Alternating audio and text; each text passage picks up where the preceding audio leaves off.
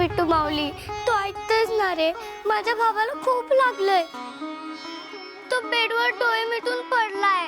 तू सगळ्यांचा विठू आहेस ना, प्लीज माझ्या भावाला बरं कर ना. हो रे विठुराया, हो मी बरोबर बोलत असते बघ. अरे विठुराया, जर मी सुपुत्रीच्या मागे हट्ट केला नसता तर हे सगळं घडलंच नसतं बघ. तुला जी काही शिक्षा द्यायची असते ना ती फक्त मला दे म्हणतो मी. पण प्लीज सुपुत्रीला लवकरात लवकर बरं कर. प्लीज रे विठुराया, काहीतरी कर म्हणतो मी. मला त्यांना पूर्वीसारखं हसताना आणि फाईट करताना बघायचं असतं. Please Vithuraya, please.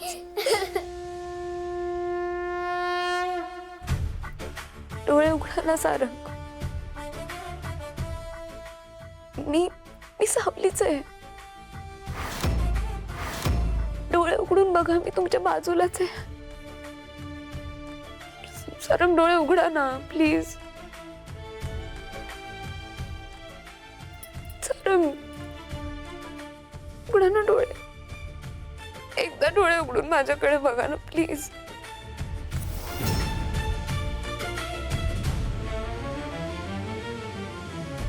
बस झालं, पुरे झालं. काही होत नाही, तू उठ तिथून. हात सोड त्याचा, हात सोड.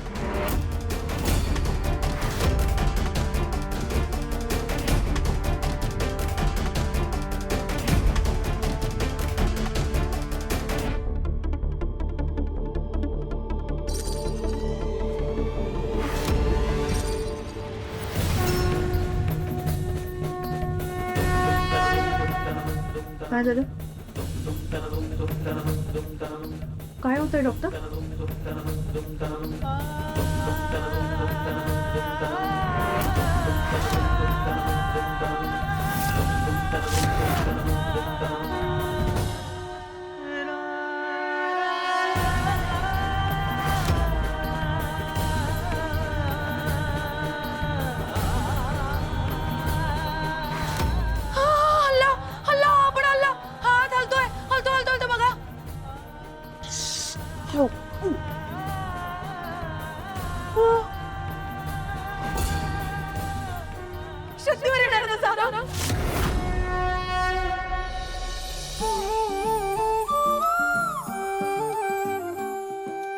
सारंग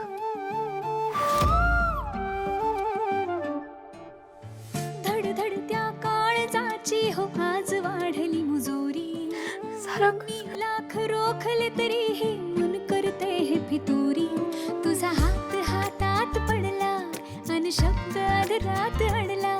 पण सूर तरीही होत बोल का आज तुला हा भिडला.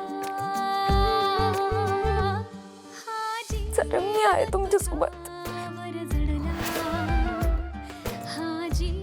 सारंग डोळे उघडा ना प्लीज.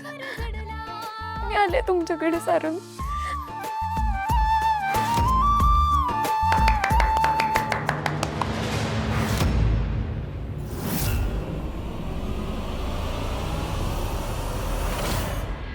बाबा बाबा, काय झालं? काय झालं असतं ग तुला?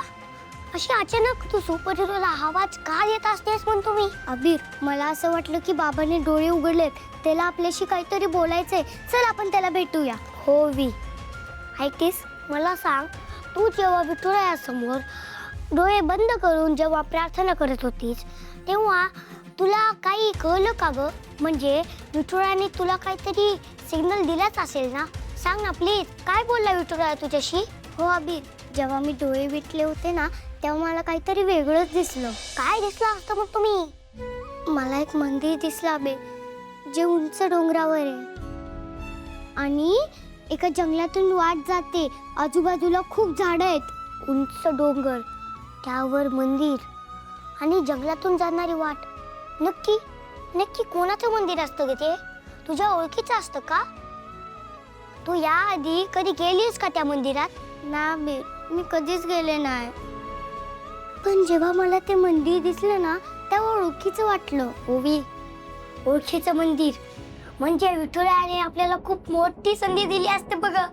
आपण कोणाला तरी हे विचारायला हवं असतं म्हणतो मी.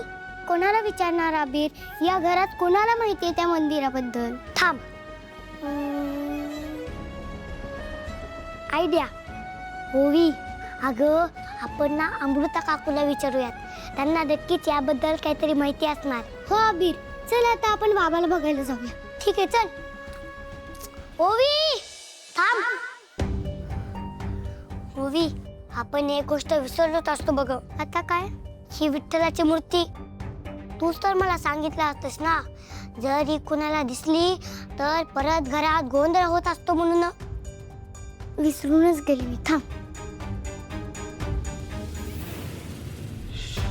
तिलोत्तमा, काय ग? काय झालं? तू त्या सावलीला घराबाहेर जायला सांगणार होतीस ना? मग का नाही सांगितलंस? आणि हे अशी शांतपणे का चालत निघून आलीस तू? तिलोत्तमा, मी तुला काहीतरी विचारतीये. मी काय करू शकले असते? तू बघितलं नाहीस तिथे काय घडलं ते आता? आणि माझ्या सारंगची ही अशी अवस्था असताना मी आणखी काय करू शकणार होते? काय करू शकणार होते म्हणजे?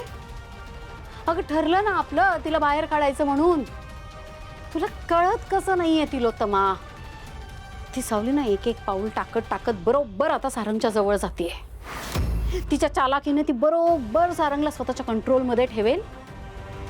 आणि एकदा का त्याला शुद्ध आली की तुझा सारंग कायमचा तुझ्यापासून दूर रावेल. नाही, असं काही घडणार नाहीये. जागी हो तिलोत्तमा, जागी हो. तू ना पुत्रप्रेमात पूर्णपणे ठार आंधळी झालीयस. त्याचाच फायदा घेते ती सावली. तिला माहिती आहे आता तुझं वीक पॉइंट फक्त सारंग आहे. आणि त्याच गोष्टीचा फायदा घेऊन ती आता या घरात ठाण मांडून बसणार आहे. ती कधीच जाणार नाही इकडनं. माझ्याकडनं लिहून घे. नाही, मी असं होऊ देणार नाही ना. पण तिला माझ्या घरातून जावंच लागेल. एकदा का सारंग पूर्णपणे बरा झाला की मग तिला या घरातून मी काढेन आणि परत कधीच या घरात घेणार नाही. अगं त्याच बोलीवर मी तिला इथे आणलंय. हो का? मग कुठे कॉन्ट्रॅक्ट पेपर्स?